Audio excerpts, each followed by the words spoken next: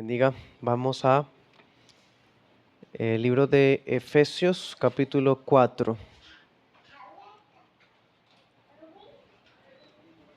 En esta noche vamos a tener la última enseñanza de la miniserie sobre el libre albedrío y concluiremos con el libre albedrío en la glorificación.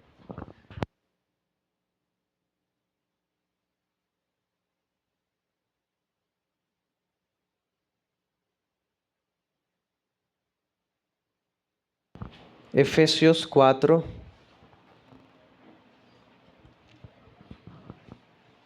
12. Dice, aquí hablando que Cristo entregó los ministerios, dice, para perfeccionar a los santos para la obra del ministerio, para la edificación del cuerpo de Cristo, hasta que todos lleguemos a la unidad de la fe y del conocimiento del Hijo de Dios, a un varón perfecto, a la medida de la estatura de la plenitud de Cristo. Amén.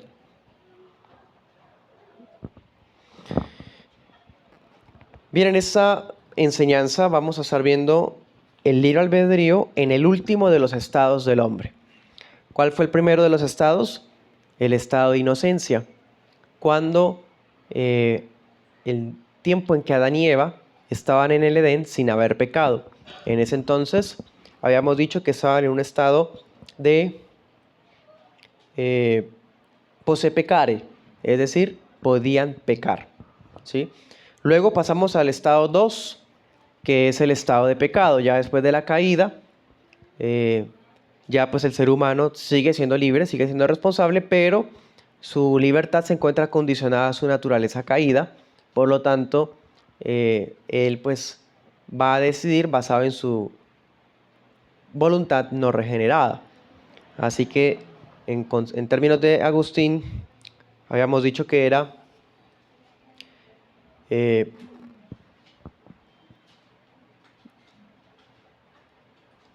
non posse non pecare, ¿sí? No pueden no pecar, ¿sí? En el tercer estado tuvimos el estado de gracia, que es cuando el pecador es convertido por medio de la predicación del Evangelio a la fe de Cristo. Ahí decíamos, posse non pecare, es decir, puede no pecar.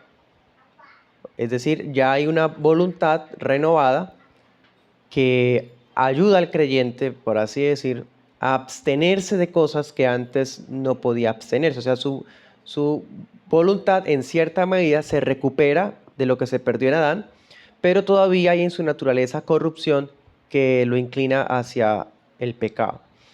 Y hoy veremos el cuarto estado, que es el estado de gloria. ¿Sí? Es el último de los estados. O sea, estamos hablando de la condición del ser humano cuando ya se haya cumplido todo y estemos en la gloria de Dios. Vamos a estudiar el tema en 2 puntos. Primero será una nueva condición de libertad. Y en el segundo punto veremos un vistazo al estado de gloria. Bien. Pasemos entonces al primer punto, una nueva condición de libertad.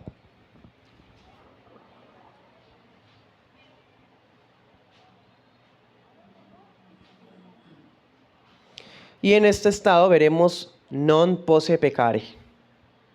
Ya no pueden pecar. Cuando vimos el estado de inocencia, vimos que no fue la libertad lo que detonó la caída. El ser humano era inocente, no tenía pecado, era libre. Y alguno puede decir, bueno, Dios, ¿para qué creó seres libres si sabía que con su libertad lo iban a traicionar? Entonces no los hubiera creado. Bueno, esa objeción le hace falta comprender qué significa libertad. Él era libre y siendo libre obedeció. Entonces el problema no estaba en la libertad. Cuando vimos el estado de inocencia, vimos que el problema era la ausencia de inmutabilidad.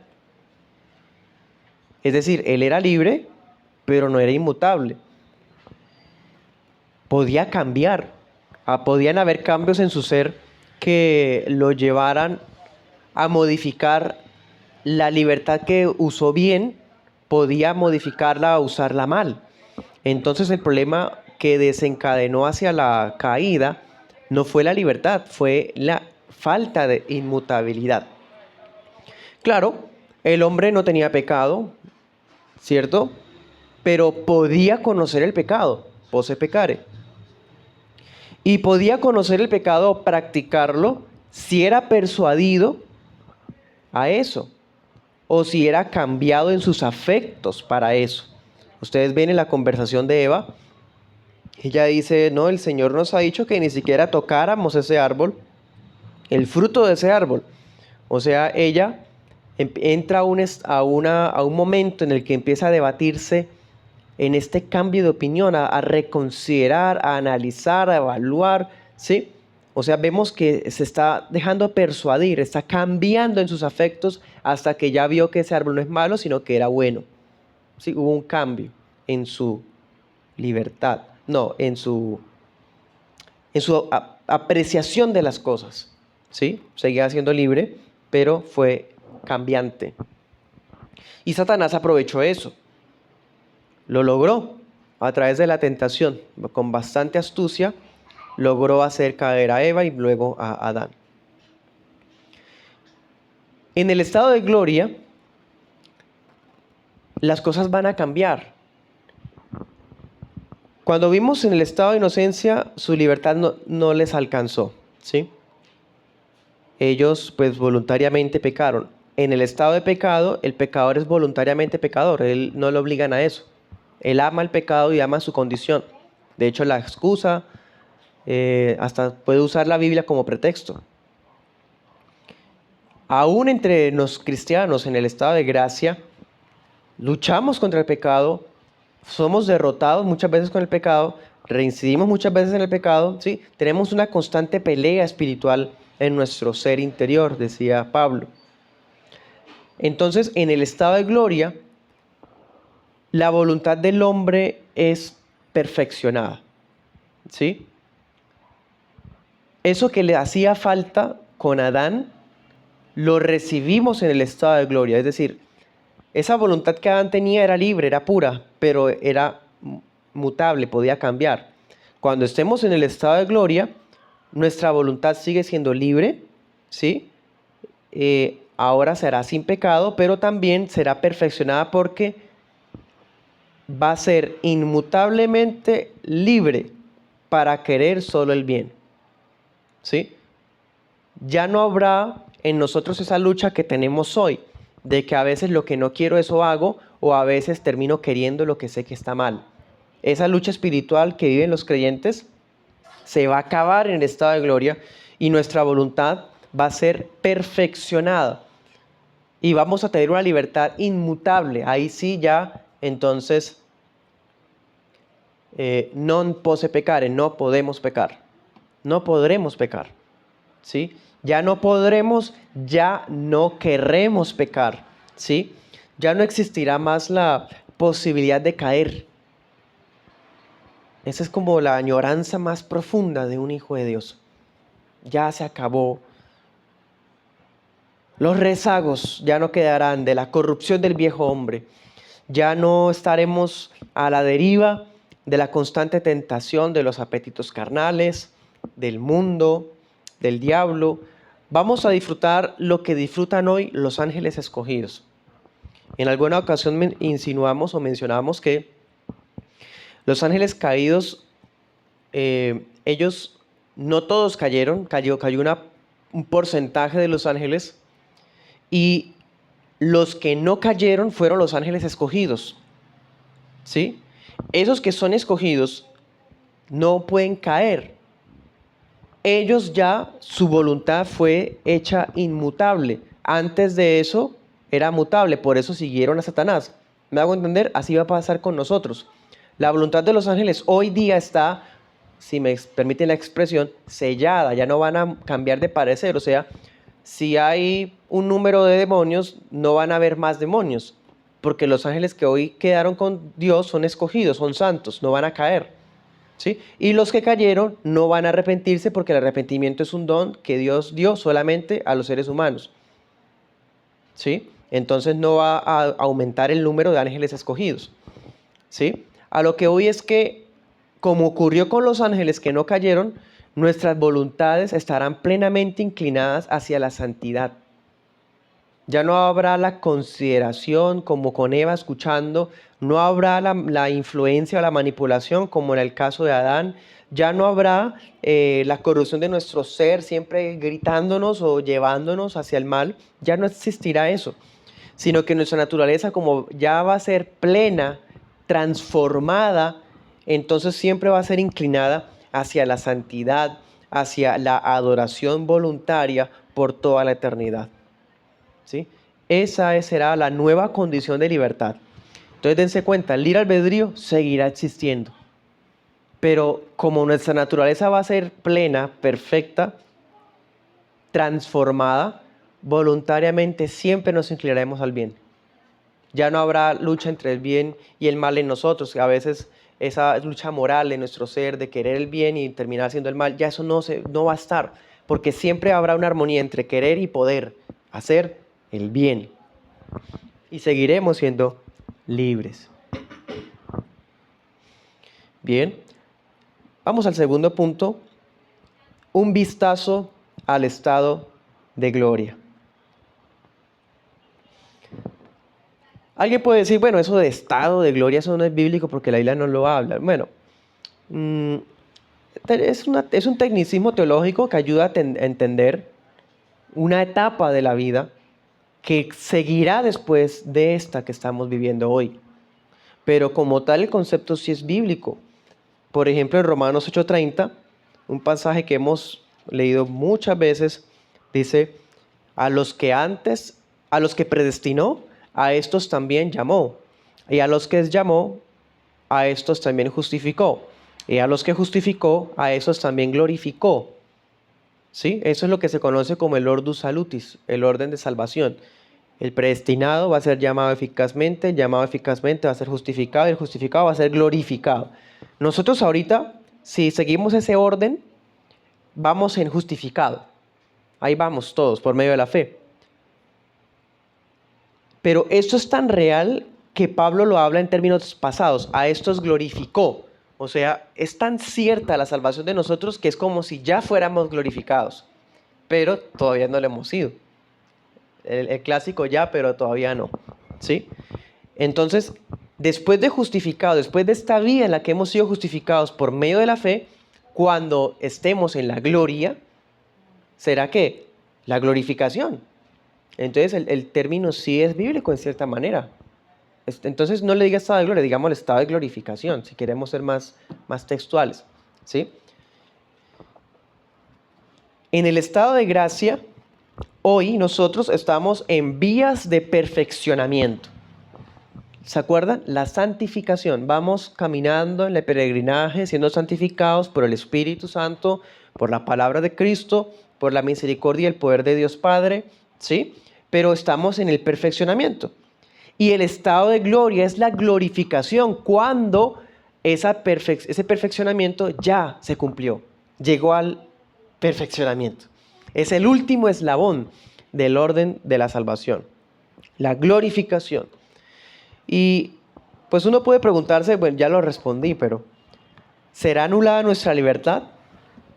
O otra pregunta, ¿será que habrá niveles de libertad? O sea, por decir algo, los santos que tuvieron una vida de más piedad tendrán un nivel más que los otros o algo así. Bueno, ahí vamos entonces a Efesios 4:12, que fue el texto que leímos inicialmente. Ahí en Efesios 4:12 vemos el estado de gracia, ¿sí? Lo que les decía de que estamos en camino hacia la perfección. Y ahí lo dice, para perfeccionar a los santos, para la obra del ministerio, para la edificación del cuerpo, ¿sí? O sea, mientras tanto, mientras estamos acá en esta vida, estamos siendo perfeccionados. Estamos siendo capacitados para servir la obra del ministerio. Y estamos siendo edificados. ¿Sí? O sea, es una construcción. ¿Sí? Poco a poco estamos siendo levantados, santificados, edificados. Y el 13 dice, hasta que todos lleguemos a la unidad de la fe y del conocimiento del Hijo de Dios, a un varón perfecto. O sea, la Escritura predice una etapa en la historia del hombre redimido, cuando llegaremos a la talla del varón perfecto. Vamos a llegar, aquí lo está diciendo, vamos a llegar a un varón perfecto. Y luego dice, a la medida de la estatura de la plenitud de Cristo. El varón perfecto es Cristo. Y eso que él habla de talla, de estatura, es solamente una expresión que da a entender que estamos constantemente creciendo. Y a la plenitud, ¿qué es plenitud? Plenitud es como ya la medida máxima. Ya llegamos al límite, a no igualdad, pero sí por lo menos semejanza con Cristo en cuanto a su naturaleza glorificada. Vamos a llegar allá. Bueno, cuando lleguemos allá, eso es el estado de gloria, de glorificación. ¿Sí? Entonces, ¿qué está diciendo la palabra? Que va a llegar un día en que nuestro libre albedrío va a ser perfeccionado. Porque vamos a ser perfeccionados en todo, hasta la estatura de Cristo. También entonces eso implica que los escogidos habrán llegado al fin, a la meta del supremo llamamiento, como dice Filipenses 3:14. Pablo, mientras vive, dice, no que ya lo haya alcanzado, sino que prosigo a la meta del supremo llamamiento. Filipenses 3:14, un poquito más adelante de ahí Efesios dice, prosigo a la meta. Esa es nuestra vida hoy, el estado de gracia. Prosigo a la meta, al premio del supremo llamamiento. Bueno, aquí dice al premio del llamamiento de lo alto de Dios, dice esta versión, la SBT, en Cristo Jesús, al premio del llamamiento de lo alto de Dios. O sea, ahorita proseguimos a la meta y vamos en pro de un premio. El estado de gloria es, ya tuvimos el premio, ya llegamos. O en otras palabras, Romanos 8:29. Y miren que va a lo mismo, solo que se usan expresiones diferentes. Romanos 8:29 dice, a los que antes conoció, también los predestinó para que fueran hechos conformes a la imagen de su Hijo, para que Él sea el primogénito entre muchos hermanos. Mientras estamos acá, estamos siendo conformados a la imagen de Cristo. Cuando estemos en la gloria, ya se terminó. Ya fuimos conformados a la imagen de Cristo. ¿Se dan cuenta? O sea, hagan de cuenta una obra artística, una escultura, sublime, que está siendo realizada. Todavía se ve hasta feíto. Así como cuando uno va a hacer orden o un aseo general en la casa, que se vuelve todo un desorden y no tiene forma de nada, pero sabe uno que ese desorden es necesario para el orden que luego se va a ver. Bueno, esa etapa, esa construcción, esa elaboración del cuadro todavía como que no tiene la forma que es. Se le ven colores, se le ve cierta imagen, pero le falta. Bueno, en la gloria el cuadro terminó. La casa ya se ordenó, ya se edificó. ¿Sí? Entonces, eso va a ser en la glorificación. Llegamos a la meta, recibimos el premio, somos conformados a la imagen de Cristo, llegamos a la estatura del varón perfecto, ¿sí? Distintas expresiones para decir lo mismo. Glorificación. Glorificación. Y dense cuenta, volvamos a Efesios. Y no quiero que lo pase por alto, mire otra vez el 13. Dice, hasta que todos lleguemos, no hay niveles. Todos vamos a llegar. ¿Todos quiénes? Versículo anterior. Los santos. ¿Quiénes son los santos? Bueno, el contexto habla de los amados, los predestinados, los hijos de Dios, los cristianos.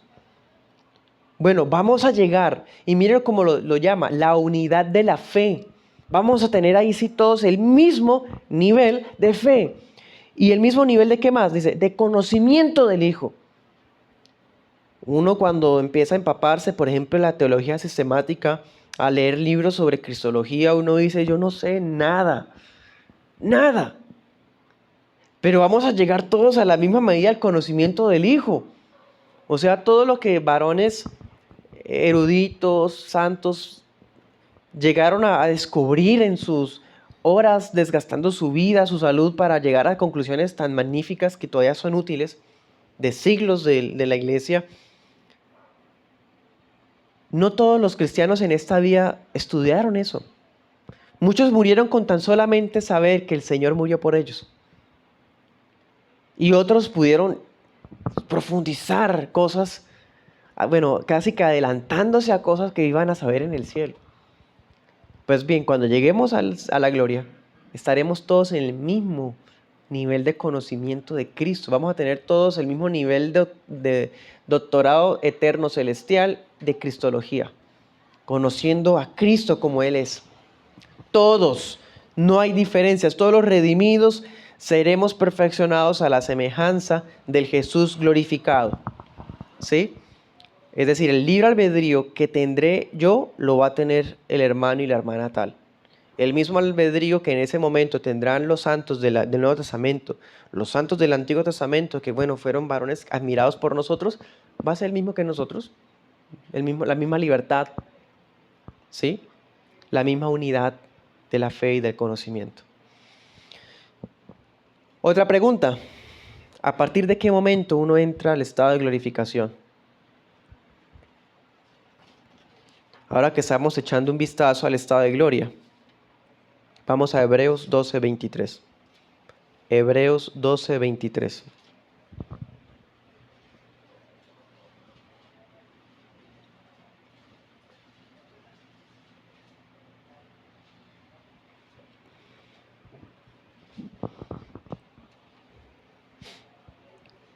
Aquí está diciendo el apóstol, ustedes se han acercado al monte Sión. Y luego dice, a la congregación de los primogénitos que están inscritos en los cielos.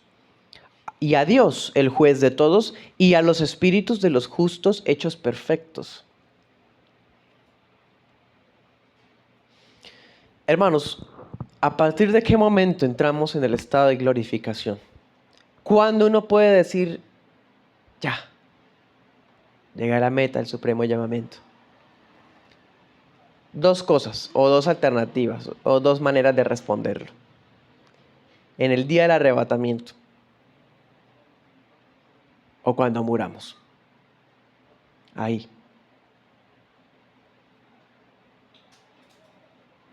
A partir de ese momento, en el que hablando por ejemplo de la muerte, de que nuestra alma vaya a Dios, en ese instante entramos al estado de gloria. Mire cómo lo dice el apóstol allá en Hebreos. Estamos inscritos en los cielos. O sea, él está refiriéndose a los cielos. Y que allá están los espíritus de los justos. ¿Sí se dan cuenta? Allá están los espíritus de los justos. No están dormidos, no están por allá en el Hades, o en el limbo, o en el purgatorio. No, están en los cielos, donde estaban inscritos. ¿Se dan cuenta? Y luego dice que fueron hechos perfectos. Hechos perfectos, o sea, en el instante en el que hay esa separación entre el cuerpo y el alma, en caso de la muerte, o en el caso del arrebatamiento, de la transformación de un estado de corrupción a un estado de incorrupción, ahí somos hechos perfectos. No es que uno se perfecciona, o como enseña Roma en sus herejías, que entonces hay como una especie de recipiente de buenas obras y vamos a aplicarnos como ese recipiente de obras para poder tener menos días en el purgatorio, sino que entrar a la gloria de una vez. No, o sea, no dependió de nosotros, fuimos hechos perfectos, nos perfeccionó Dios al momento en el que morimos o seamos arrebatados, dado el caso. En otras palabras, hermanos, no requerimos aguardar hasta la resurrección general en la segunda venida para llegar al estado de gloria. O esperar a una especie de que haya 1000 años por acá, Cristo reinando para... Tampoco.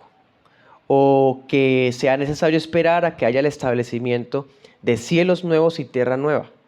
No, antes, en la muerte. Eso nos brinda un cambio de la forma como vemos la muerte. ¿Sí? O sea, la muerte viene siendo prácticamente una de las mejores noticias para los redimidos. Ya lo alcanzaron, la gloria, ¿sí? Así que todos los cristianos que han muerto gozan ya de ese nuevo estado. ¿Bien? En donde ya no pueden pecar, ya no quieren pecar. Fueron hechos perfectos a la imagen de Cristo. Qué hermoso. Como conclusión, hermanos, y que esto funcione como conclusión de toda esta serie que vimos, un poquito más de un mes. 3 conclusiones. Primera, establecimos que el ser humano es naturalmente libre para decidir por elección propia y obrar según lo desee. Los reformados creemos en el libre albedrío, sencillamente. No media ningún tipo de fuerza, determinismo o instinto para que alguien haga o decida algo. No, cada quien es libre naturalmente. Pero lo que dijimos en pocas palabras fue que el actuar de cada cual dentro de esa libertad está condicionado por la condición espiritual de esa persona. De acuerdo al estado espiritual que tenga una persona, así va a ser su libertad. Todos son libres, pero si no está espiritualmente vivo, sus decisiones son para muerte. Si no está espiritualmente fuerte y saludable, si es un cristiano que está en negligencia, entonces vamos a ver que va a ser bastante susceptible a la tentación, a la prueba, a las falsas enseñanzas, como vimos en Pedro. Y si es un creyente que está pues en el fervor de lo que podemos hacer en esta vida, pues va a ser más fácil en su lucha contra el pecado, ¿no? Se supone. O sea, en pocas palabras, todos somos libres, pero la condición espiritual de nuestras almas determinará hacia dónde iremos con esa libertad. ¿Sí? No olvidemos, un Adán inocente fue movido a pecar voluntariamente. El pecador de afuera peca voluntariamente, de él mismo, nadie lo está manipulando, no está endemoniado o algo así. Y el redimido, también seguimos siendo libres y en esa libertad muchas veces todavía pecamos. Bueno, y en la gloria seguiremos siendo libres, pero ya con una naturaleza perfeccionada, pues esa libertad va a ser gozada eternamente en la bondad y en la santidad. Segunda conclusión.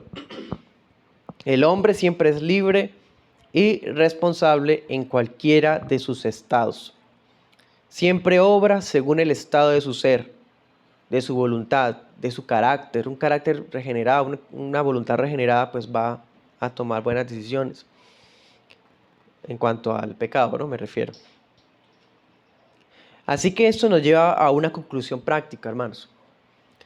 No podemos reducir el evangelio a un llamado al libre albedrío.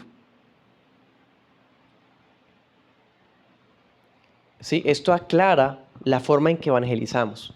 Teniendo un concepto bíblico del libre albedrío, tendremos un evangelismo bíblico no enfocado en el libre albedrío. Porque si establecimos que el ser humano es libre, pero que decide basado en su condición espiritual, ¿cómo describe la Biblia la condición espiritual del que está afuera? En pocas palabras, está muerto. Entonces, si yo le abro el evangelio enfocado en el libre albedrío de él, lo estoy condenando. Porque él en su libertad no va a buscar al Señor, porque escrito está. ¿Sí?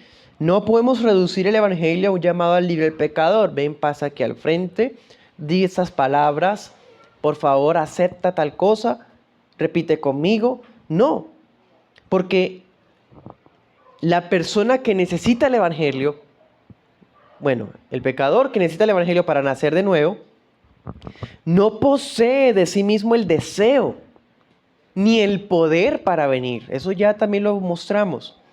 No quiere y no puede. Entonces yo no puedo reducir mi evangelismo a que él acepte o decida algo.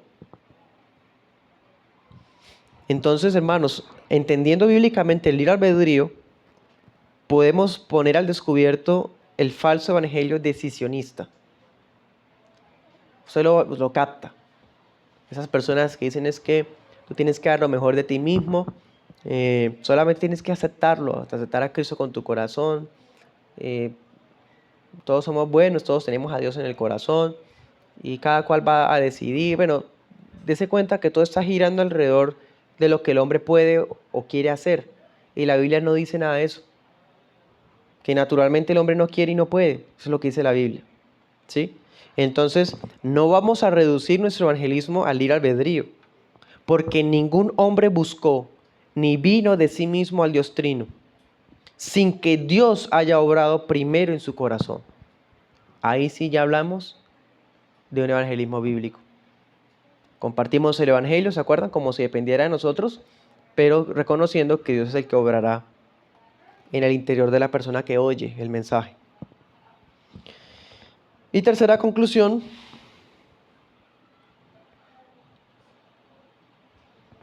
ninguno de nosotros nació como sujetos al azar, como si el libre albedrío fuera cada quien escoge aleatoriamente, o, o que todos nacimos ya como con máquinas, ya fijo qué es lo que vamos a decidir. No, volvemos a decir, fuimos creados libres. Y una muestra de esto es el mismo Señor Jesús. Cuando el Señor se hizo hombre, Él también creció, Él también aprendió, estuvo bajo la sujeción de la ley y la sujeción de sus padres. O sea, Cristo mismo en su encarnación tuvo que experimentar un proceso de maduración. Fue madurando éticamente, espiritualmente, siendo hombre. ¿Sí? Hubo un desarrollo en su vida, porque fue un hombre de verdad. Bueno, entonces en ese mismo sentido, los redimidos también necesitamos ser desarrollados. Esto es básicamente un progreso, un camino, un sendero hacia la perfección. Y ese camino está marcado por la madurez. Vamos madurando poco a poco, pero todo el tiempo vamos madurando. ¿Sí? Ese proceso es la santificación. Y ese proceso de maduración y de santificación va a culminar felizmente en la glorificación. Entonces, hermanos, alegrémonos porque la obra de gracia al fin va a triunfar.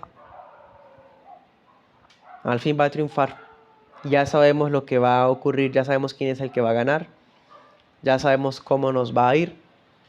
¿Sí? Entonces, en este progreso, sigamos creciendo y disfrutando de la libertad que tenemos en Cristo. Oremos.